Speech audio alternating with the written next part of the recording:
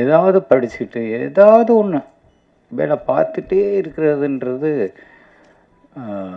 அது அவன் படத்தில் மட்டும் இல்லை.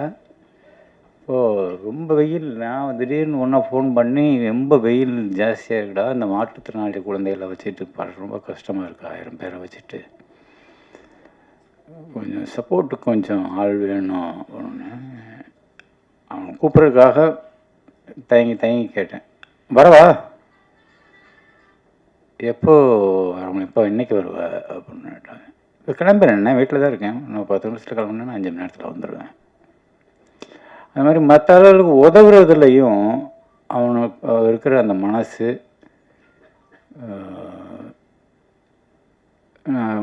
ரொம்ப அதிகமாக பார்த்ததில்லை. குறிப்பாக சினிமாவில்